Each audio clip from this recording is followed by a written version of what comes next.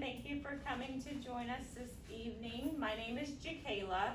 We have a monthly stroke support group education meeting, and this week our topic is about diabetes management.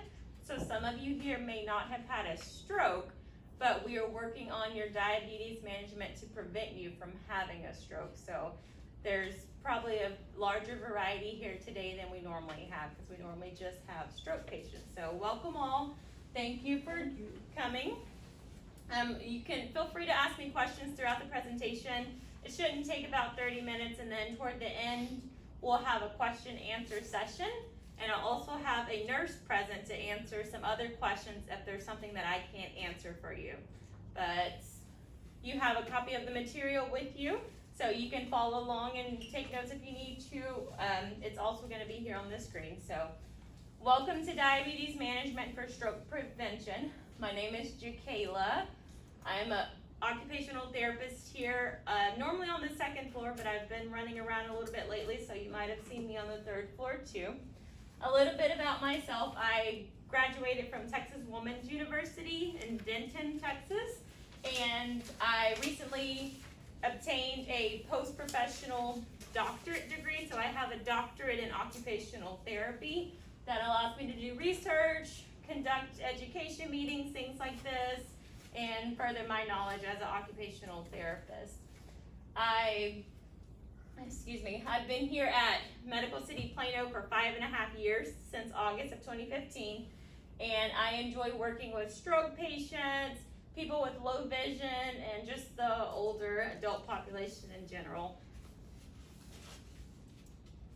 Your objectives for being here at this presentation when you leave here, I hope you'll better understand how diabetes manifests in the body and how it affects your body.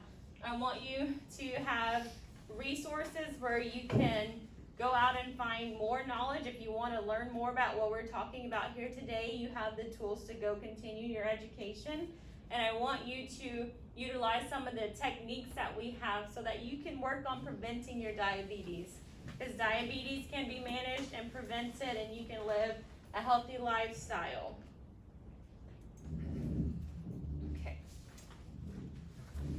Just a few facts. I always like to throw in some statistics. So currently, there are about 30.3 million people in the United States that have diabetes, and that's children and adults, because some diabetes is diagnosed in children, where others are diagnosed in adults. But if you don't manage your diabetes, you increase your risk of having a stroke or also having diabetic retinopathy. And those are two things that we'll talk about further on. So 30.3 million, that's quite a few people. Okay. There are two types of diabetes. As I mentioned, type 1 diabetes is usually diagnosed in children. It is the form of diabetes where your body does not produce any insulin. So our body produces insulin to break down the sugars that we consume, and as that insulin helps to convert the sugar that you eat so that your body can use it for energy. Well, if your body isn't producing insulin, it's not able to break down the sugar that you eat so your body can use it for energy. So in type 1 diabetes, a lot of it is diagnosed in children. It's only about 10% of the cases, so it's not as common. But the body doesn't produce insulin at all. That's how they notice it in children more than in adults, because there is a fast onset. So usually in about a week in a child, they can see like the child is urinating frequently and they're losing a lot of weight, or if they have a wound, it doesn't heal very quickly. So they start to realize something's wrong, and that's when they do testing and they investigate and realize that it's type 1 diabetes. And children can also have blurred vision. There's a few different symptoms for type 1 diabetes, but it's a very fast onset, so it's easy to detect. Whereas type 2 diabetes, which is 90% of those 30.3 million people, is usually diagnosed in adults, people over the age of 25, but it has a very slow onset. So you could have some of those same symptoms that the children have, like blurred vision over time, frequent urination. You could have weight loss or even weight gain, but it can take up to 10 years to realize that you have diabetes because the symptoms don't reveal themselves to you as easily in adults as it does in children. Type 2 diabetes, your body may be producing insulin, but it may not be producing enough insulin to break those sugars down to use them for energy, or the insulin that it's producing may not be sufficient and it may not be doing its job. So that's what happens in type 2 diabetes. So a lot of times in type 2 diabetes, at some time period or another, you might need medication to help manage your diabetes. Okay, so knowing your numbers is very important. This image on the left of the screen for you is just an image of a blood glucose monitor, and glucose is just another term for sugar, like a blood sugar monitor. Here you get your blood sugar checked normally 3 times a day before every meal, and we call that your fasting blood sugar. At home, some people that have better managed blood sugars, they don't check it quite as frequently. They might check it in the morning and then check it again before bedtime. But this chart on the right side of the screen kind of tells us what is normal, what is not. For example, if you're fasting, say you wake up first thing in the morning and you check your sugar, it should be less than 100. And normally I believe our parameters for here in the hospital is anywhere between 70, so I want to say 120 to 150. So it's a broad range, but 100 is kind of the norm, and then there's a little bit of room, give or take, a little bit less, a little bit higher. If you're exercising, for example, your blood sugar needs to be at least 140, because when you're exercising and you're burning calories, it can drop pretty quickly. Before bed, they recommend that your blood sugar is 140 to 180 because you go to sleep and then you wake up maybe 8 hours later. If you haven't had a snack or something, your blood sugar levels can drop pretty quickly, and we'll talk about why that's important. So if you don't understand where those numbers lie and what it means, that's a good time to talk to your nurse, to talk to the doctor, like, why does my blood sugar need to be 100? Or why is this too high, or why is this too low? Because it could vary between individual people. So your doctor may tell you one thing, and another patient, their doctor might tell them something different, because everyone's bodies are different. So these numbers are just kind of a general, but for you, I would specifically talk to your doctor to see, what is good for me, because everybody is different. But just know what is good for you, what is too low for you, and what is too high, so that you know how to monitor your blood sugar levels and know when it's outside of your norm.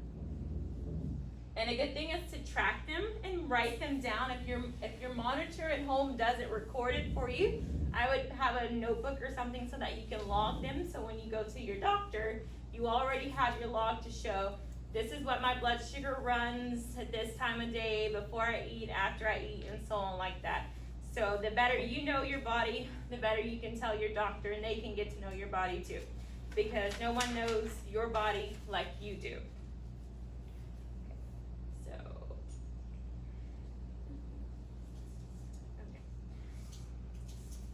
So, low blood sugar is also known as hypoglycemia. As I was referring to earlier, sometimes your blood sugar can be too low. That is very dangerous. Just like if it's too high, it can be very dangerous. So, a lot of people here that I have found in rehab, when I'm working with patients, they have different symptoms. There's like, something is not right. So then we have to start investigating and figure out what is wrong. Sometimes they say, I feel very shaky, or I feel like kind of numbness and tingling in my fingers, or sometimes you'll see people start to get confused. I've had my grandmother back when she was living, she woke up one morning and she called us and she was just talking nonsense. It just did not make sense, and my mom was like, go over there and see what's wrong. Her blood sugar was low, so it can lead to confusion. You can have an irregular heartbeat, like you can feel your heart and kind of your palpitations be kind of irregular. That's very common. You can have pale skin, you can be sweaty. It's just, you start to feel off. And a lot of time we go to check your blood pressure first. Blood pressure is fine, then we go to check blood sugar. So just knowing these symptoms in your body and just knowing what your normal is, what you feel like, you will be able to tell a difference when your blood sugar gets to be too low, because it's very, noticeable. And these are just some of the symptoms. These aren't all of the symptoms. It's different in everyone. So one person might feel confused where the other person just feels off. You can't pinpoint it, but something doesn't feel right. That's a hint to go check your blood sugar. Maybe it is too low, you haven't had a snack, or you didn't eat. There's, multiple reasons why your blood sugar could be too low. The exact opposite of that is high blood pressure. So, type 2 diabetes can go up to 10 years without being diagnosed before someone even realizes they have high blood sugar. Well, it's the same thing with the blood sugar symptoms. If your blood sugar is high, you may not feel anything. You may not notice it at all. That's why checking your sugar is a way to see what your numbers are, because you may not feel it. You may not get a headache, or you may just feel great. Everything's good. But when you look at your numbers, they're way too high. So check your numbers frequently. So why do we not want to have high blood sugar? Well, it could lead to a stroke. When you have a lot of excess sugar floating around in your bloodstream that your body cannot break down and use for energy, it starts to crowd your arteries. So when your blood is flowing through, there's not enough room because you have a lot of excess blood sugar. That sugar can also start to stick to the walls of those arteries. And over time, it's kind of like having sugar on your teeth. It can cause it to decay and rot over time. So that sugar, excess sugar sticking to the walls of your arteries, can cause your arteries to break down over time, which could lead to a artery rupturing or breaking, which could lead to a stroke. If that happens in your brain, we call it a brain bleed or a rupture. That's a form of a stroke. It can also cause you to have other issues that pile on, like high blood pressure, because there's too much stuff moving around in your arteries and your blood can't get through properly, so that leads to other things. So you have to monitor, check your numbers all the time. If you've had a stroke, your chances of having another stroke increase. If you are managing your diabetes, that helps to maintain and reduce your chances of having a stroke. People with diabetes are 1.5 times more likely to have a stroke because of that excess sugar buildup in your arteries, in your bloodstream. Okay. People with diabetes that is unmanaged can also have what we call diabetic retinopathy. So retinopathy is pertaining to your retina in your eye, which is what helps you see. The retina helps you see black and white. Your retina helps you see color. It helps you read close up, helps you see far away. The retina is like the central part of the eye that controls vision. So if you have unmanaged diabetes and you're not getting regular eye exams where your doctor's looking into your retina, then they won't know that something is happening. Most of the time, people that have diabetic retinopathy, when it's diagnosed, it's really too late because their vision has changed severely. Like sometimes you don't notice small, subtle changes. That's why we normally go to the doctor every 2 years or so to get our eyes examined. You can get a new prescription if you need to. You won't notice little small changes, but after, say, 10 years of it not being diagnosed, you might notice a very large change. And they recommend for you to have dilated eye exams, because when the eye doctor dilates your eyes, they're able to look into your retina and see exactly what your cells are doing. So the top is a clearer image. The bottom is an example of what it might look like if you had diabetic retinopathy. This is more of a severe case. You can see a lot of the black spots is kind of blurred here, so the picture isn't as clear. Like, had I not seen this picture, I might not be able to tell exactly what was happening down here, but we have a comparison so you can see, and that's just, it doesn't go away, it just worsens over time. So eventually, this could all be black, and it could lead to blindness. So you definitely want to make sure you're getting your eyes checked if you have diabetes, but they recommend dilated eye exams. So make sure the doctor is putting those drops in your eyes, dilating them so that they can look into your retina. Diabetes causes diabetic retinopathy because that excess sugar that I mentioned in your bloodstream also affects the blood vessels in your eye, and it can start to damage those blood vessels over time. And then your new cells and blood vessels that your eyes tries to make, well, they have misformed copies to try to imitate. So even your new blood vessels that are developing your eye might be damaged or irregular because what they're trying to mimic is already damaged and irregular. So it's just a progressive thing that just gets worse and worse and worse and worse. So you want to make sure you're getting your eyes checked, okay? All right, so what can you do?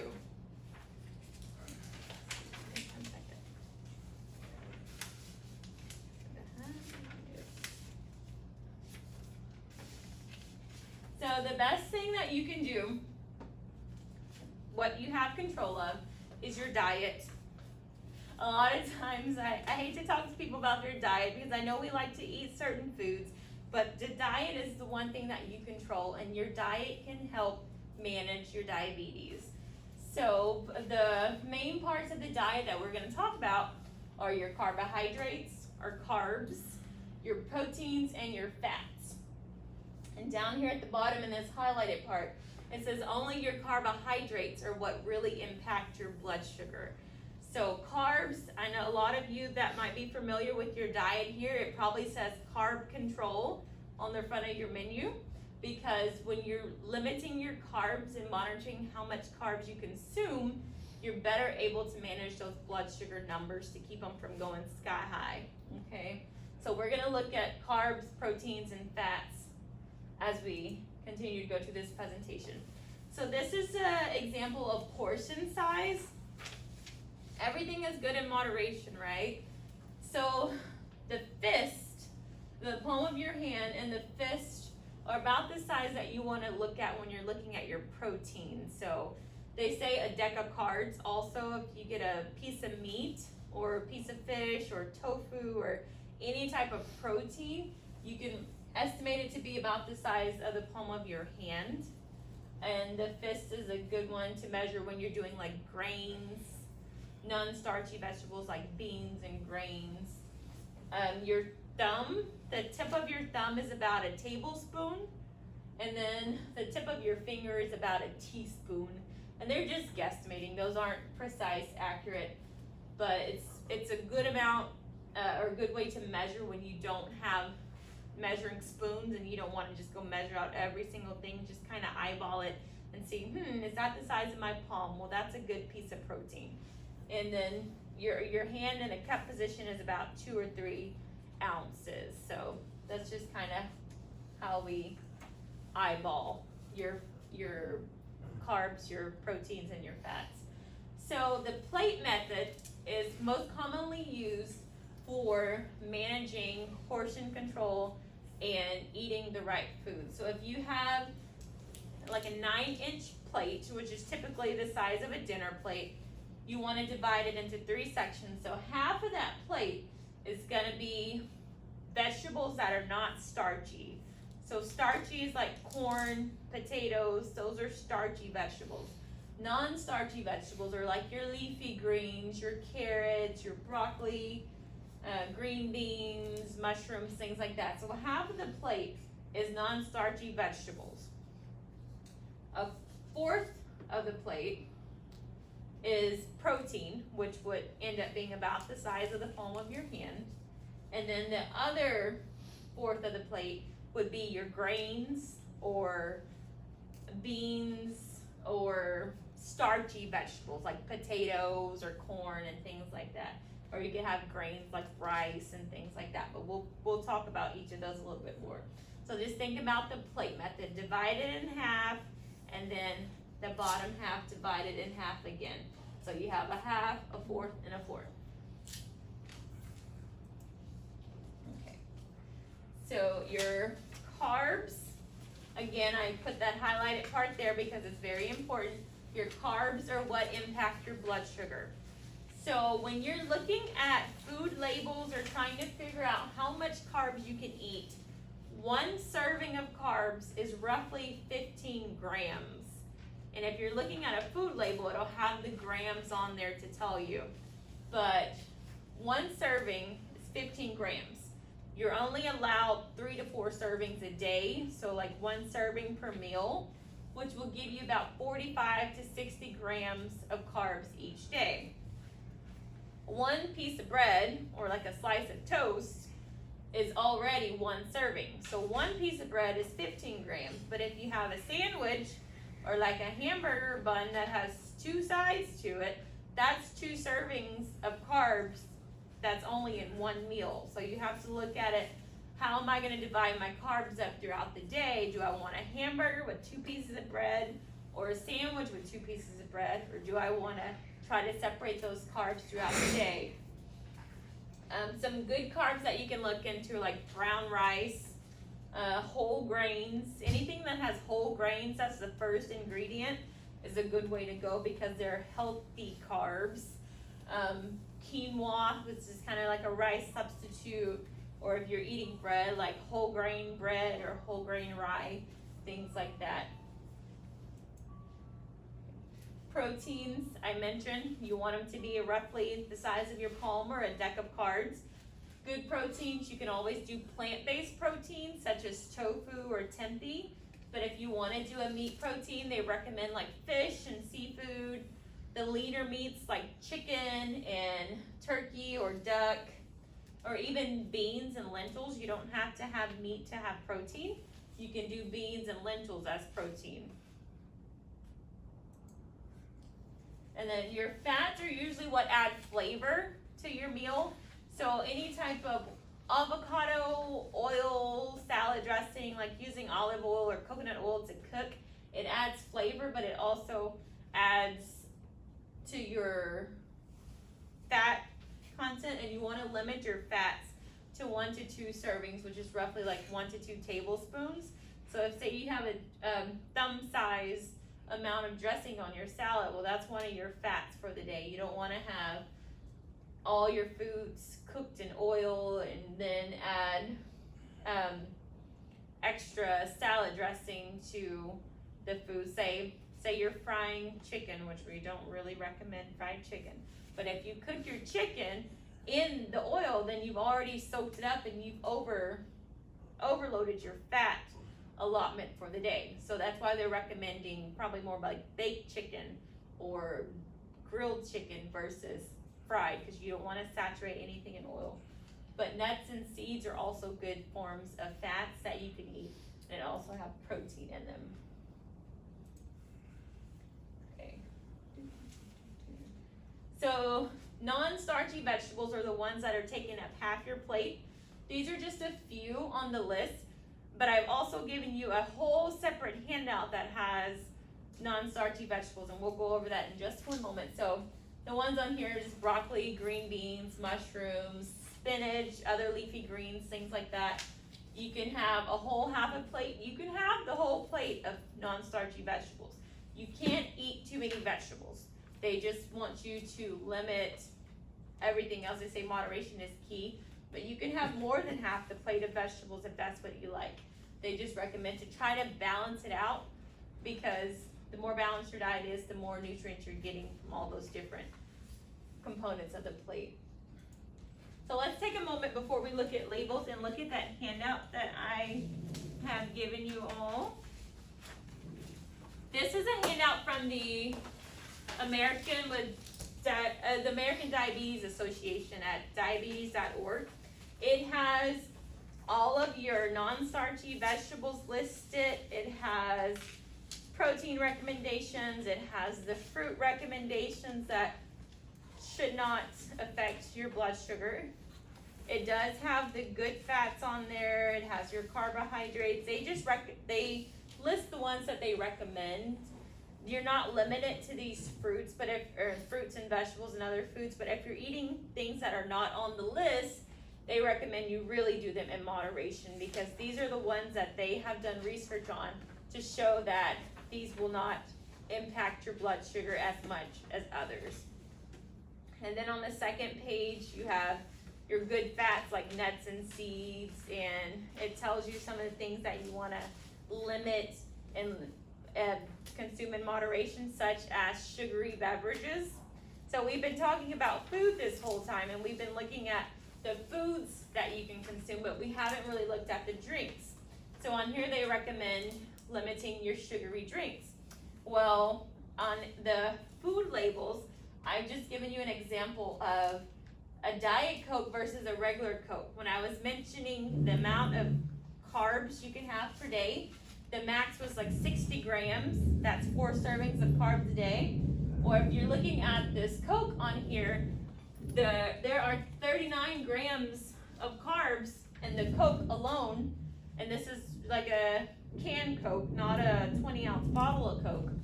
So if you're adding a Coke to, say, your lunch, and it has 39 grams of carbs in there, you've already almost consumed 3 servings of carbs. So you can't pile that on top of a hamburger that has two slices of bread on there, because you're going to exceed your carbs just in one meal.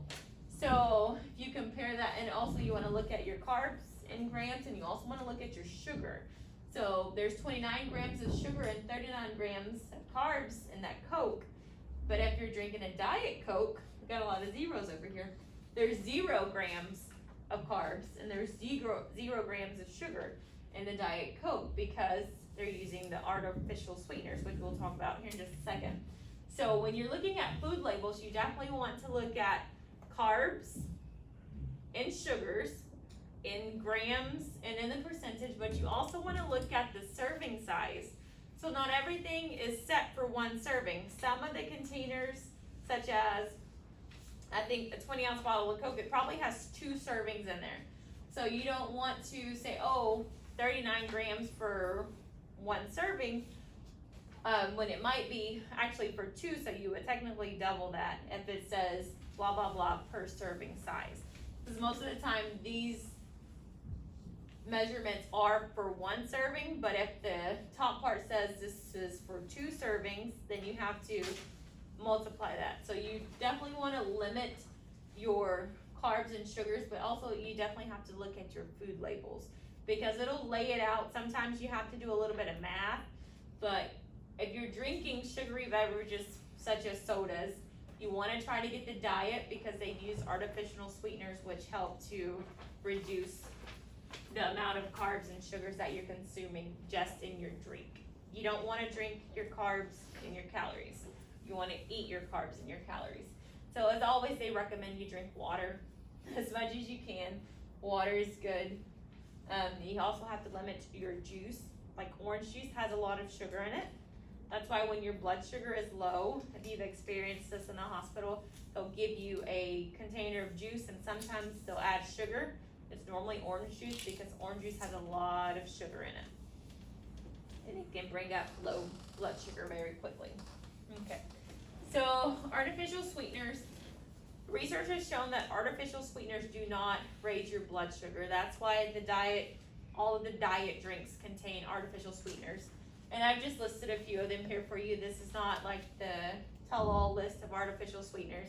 People have their own personal preferences of what they like, but Sweet and Low, Splenda, Equal, Stevia, these are just some of the common ones that people normally use, and there's a lot of organic sweeteners like Stevia, but you do still have to limit artificial sweeteners. Even though they're better for you, you're still wanting to do everything in moderation to balance out. So just because artificial sweeteners are good for you doesn't mean you can go put 6 packs of Sweet and Low in your coffee, because it's going to be too sweet, and it's also calories that you're consuming. So let's see, what else can you do to help manage your diabetes? You can exercise. The recommended daily amount of exercise is 30 minutes a day, 5 times a week, so that's roughly about 2.5 hours of exercise a week. They recommend doing moderate to intense activities, so anywhere from jogging, fast-paced walking, bicycling, whether outside or on a stationary bike, doing water aerobics. Now at this time, if you have an indoor pool, water aerobics would be great. Also weightlifting, weights and resistance bands. We give you a lot of resistance bands here when you're in the hospital, and we usually do weights with you. So just these things that we probably have started to do with you here, and walking, continuing them when you get home, 30 minutes a day helps to reduce your risk of stroke. It also reduces your risk of high blood pressure, but it just helps you burn excess calories. Say you did consume too many carbs, well, get up and exercise to burn them off, and it's less harmful on your body than if you consumed all these excess carbs and calories and then you just go sit on the couch. Consult your doctor. As I mentioned, when you're doing your blood sugar checks and you're notating them and documenting them in a notebook or notepad or something, take it to your doctor. You want to show them that you're aware of what your body's doing, and you want to share it with them so that they get a bigger picture of how your medications are working if you're on medicine. If you have a prescription, take it as prescribed.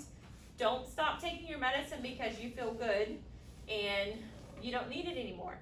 Don't stop taking it until your doctor says, I am taking you off of this medicine, or I'm reducing the doses of this medicine because your diabetes is well managed, things like that.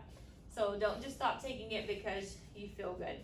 A lot of diabetes of type 2, as I mentioned before, at some point in time you might need medicine, such as insulin, to control your diabetes. So you want to make sure you're taking the right doses of insulin, because if you take too much, it makes your blood pressure drop really low. You start getting those low blood pressure symptoms. Or if you're not taking enough, then your blood pressure is still getting too high and it's out of control and it's unmanaged, and then over time that could affect things like stroke or the vision, the diabetic retinopathy. So you definitely have to make sure you're taking the right amount of medication that is prescribed until your doctor says otherwise.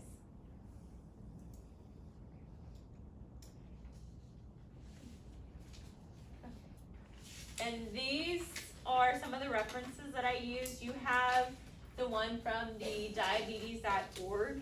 There's also the CDC, the Center for Disease Control. They have a lot of resources on there about diabetes management, healthy eating, the drinks, like I mentioned, monitoring your sugary drinks. And also, if you go to Mayo Clinic, they have a lot of resources for you there too.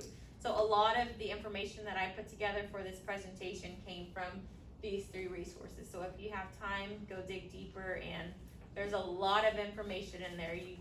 You scroll down to the bottom of the screen and it says you might also like, or more information on, and then there's 10 more links, and you can click those, and at the bottom of each page there's more links and more links, and you can just get stuck in a rabbit hole finding so much information. But there's a lot out there and it's all very beneficial. So you have the tools you need, you know what to do, now you can go do it. Okay, is there any questions? Do you have a app that you recommend as a calorie counter, or some way to establish how many calories per meal you should eat? Oh, let me see. I did not run across any when I was doing my research, but I know there are quite a few calorie counting apps. The dietitian may be able to give some specific ones that she has found. Yeah, that's a good question for Cecilia, our dietitian. I will definitely get that to her and see if she can get us an answer back. FitnessPal.com. Oh, my Fitness Pal. And you can get it on your iPhone. I assume Android, but I use that and it actually works pretty well. Okay, he uses my Fitness Pal. Thank you. Yeah. Any other questions? We do have a nurse present if you have anything kind of medication related or, Kayla, Judy has a question. yes. I was wondering, there are certain fats that are considered safe. Is it possible to ever fry chicken in the safe oil, or is it not? Absolutely, you can fry chicken in, like coconut oil, avocado oil, those are, recommended What as is the good name oils. of the oil? There's like coconut Vegetable oil. oil, avocado oil, but you're still gonna wanna do that in moderation, so. Yes. You can fry chicken, maybe one day a week. They definitely wouldn't recommend you frying chicken every day, Yes, but, everything in moderation, so it doesn't hurt to have fried chicken maybe once a week, yes. or if you're really good, just once a month would be even better. But yeah, so, and you have to make sure you're not allergic to those oils too, cause some people are allergic to coconut oil or avocado oil. But a lot of people have been using coconut oil recently, it's the most popular. Can you suggest any other oils that are considered safe? Now, do understand that oil, has over twice the number of calories that carbohydrates and proteins do. So even if it's quote a safe oil, it really jacks your calorie content up a lot. And when you heat an oil, it changes its properties. So where it may be a better oil, extra virgin olive oil or something is obviously better than lard, for your body, but, when you heat an oil, it does change its properties, so that, it's best to just in moderation, as little as possible, but the polyunsaturated, oils are gonna be. Unsaturated? Polyunsaturated, okay, or your unsaturated oils are gonna be your better ones, like she said, the avocado oil. Coconut oil is actually a saturated fat, but it's a little bit different, consistency, but extra virgin olive oil. That's good. Walnut oil, they're the ones that are really expensive, those are generally better ones for you. Yes. That's good for you. Yeah. It's a very good question. Any other questions? Well, I guess I was wondering, I'm totally new to this, is there some way to find a meal plan? Oh, yes. That's acceptable. Yes, sir. a If daily you, meal plan.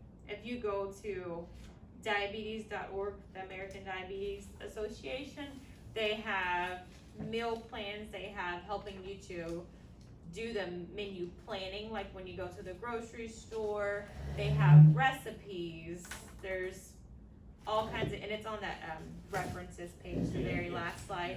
But yes, the diabetes.org and also like the cdc.gov, those two. There's a lot of menu, meal planning, recipes.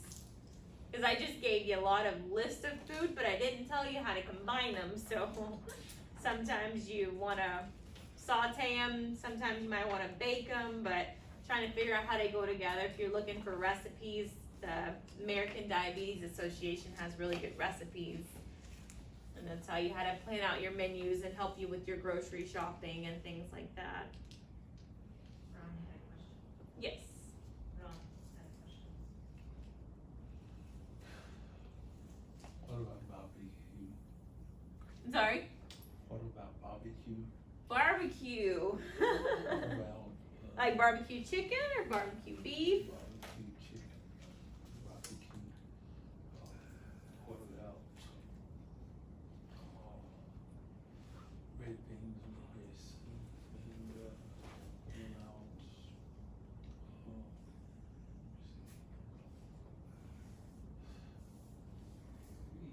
and, Let me start with the first one. So he was asking about like barbecue and red beans and rice. Sounds like a lot of good food. If you're looking at rice and grains, you want to try to get whole grains. Like a lot of times brown rice is a better whole grain. So if you may not be able to buy it from the store or buy it from a restaurant, but if you're preparing it yourself, doing brown rice, beans are good for you, as long as you're not slathering them in butter and oil. So just, you can cook a lot of things, instead of cooking it with butter, you can cook it with water. A lot of times you just have to, or instead of cooking it with oil too, you can cook it with water. You just have to apply more water to it because the water evaporates a lot faster than the butter or the oil. So you can make, say for example, red beans and rice and combine them yourself and add seasonings. But you want to limit the oils and the fats that you're putting in there that make them have so much flavor. Like the butter and the oil is what gives them the flavor. So you have to limit that in your meal cooking and preparation. As far as doing barbecue, the barbecue sauce, you have to be more cautious of than the chicken. So barbecue chicken would be probably a healthier route than like beef ribs or what else do you barbecue, sausage, things like that. So the barbecue chicken could be a good route, but you have to limit your barbecue sauce because there's a lot of sugars and calories and carbs in that barbecue sauce. So I don't know if there's a brand of barbecue sauce or things like that that have less sugar. It's like a diet sauce. Does anyone? There are, but Okay. obviously it just doesn't taste as good. Right. Blonde, but there are the diet, barbecue sauces you can use. Mm-hmm. So a lot of the healthiness that you're substituting is the flavor. The healthier you get, you can't always get the same flavor. But your taste buds do adjust. Right. You know, red beans and rice, an option for that, because they're both very high in carbs. Even if you use brown rice, then brown rice is still high on carbs, it just digests more slowly than white rice does. But if you mix it half and half with quinoa, and do brown rice and quinoa together, then the quinoa is higher in protein, and it will slow down digestion even more, and it's a whole grain, so that will spike your blood sugar less. It will be a more gradual rise in your blood sugar. Beans are a great source of protein, but they're also a very condensed form of carbohydrate. So you can eat them just in smaller portions than you might otherwise have. So anything that's a dense carb, try to put it together with a small amount of that and then more of something that doesn't raise your carbs, like vegetables and meats or other proteins. It'll slow, because it's all going into your stomach at the same time, then carbohydrates actually start dissolving in your mouth and start affecting your blood sugar before they ever hit your stomach. Proteins and fats don't, so they kind of slow it down.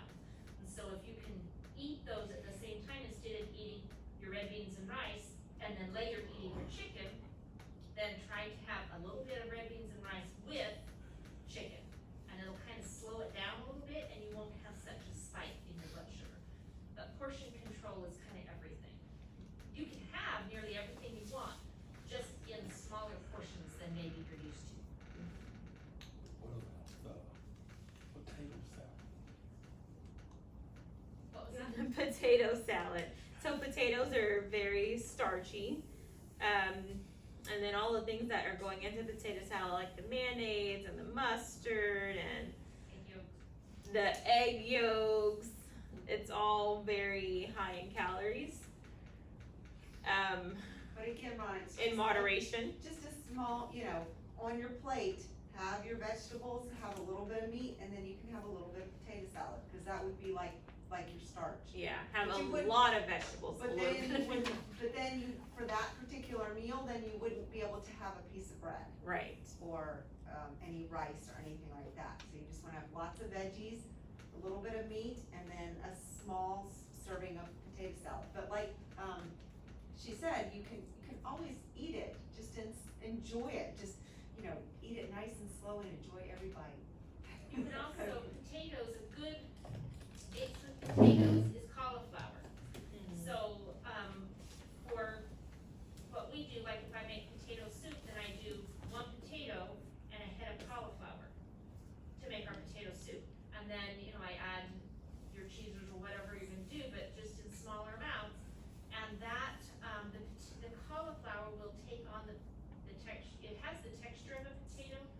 largely the texture of potato, and it'll take on the flavor. So you can make potato salad with maybe half potatoes, half cauliflower, you know, when you're boiling it up, and then that reduces the carb load. So there are some tricks like that, you know, like cutting the rice with quinoa, but half quinoa, half rice, and then you can have the, you know, the texture in your mouth the way that you like it. You can have a lot of that flavor without eating just 1 tablespoon. You know, you can eat a little bit more and still have a lot of what you like about that food without it being, without it spiking your blood sugar like it otherwise would.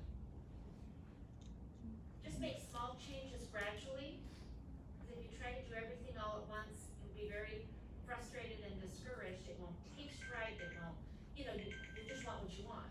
Correct. But if you just make small changes gradually, change your oil, maybe air fry instead of pan fry, or, you know, deep fry. Add some, you know, eat more vegetables. Eat your vegetables first so that you're not as hungry for the carbs. We eat our sandwiches open faced, so you have 1 slice of bread instead of 2. My husband will have 2 patties of meat rather than having a meat and bun. And so, you know, those are things that, or you have your meat patty with a bunch of lettuce and tomatoes and that sort of thing. It adds texture, it adds a different flavor. You can add oils, you can add vinegars and things like that, because you're cutting down the fat, but you want the flavor. Find other things. Spices and vinegars add a lot of flavor, but you can reduce, that way you can reduce the mayonnaise maybe and add more vinegar, or dill pickles or something to your potato salad. So just small changes, little bit by little bit over time, are easier to maintain. And sometimes we have to make sacrifices. Your health, as they say, your health is like a glass ball. When you drop it, it shatters and breaks, and it's hard to put all the pieces back together. But your health and your body, this is the only one that you get, so you have to take care of your body if you want to continue to live longer and enjoy life and enjoy your family and friends. So sometimes you have to make sacrifices too. And over time, as Deborah said, you'll start to enjoy the less sugary foods or the healthy vegetables, because you'll feel better too. You'll notice a change in your body, you'll feel better, and you're still able to enjoy your life and your family and be out of the hospital doing things. So it's a balance. Alrighty then. Well, thank you all for coming.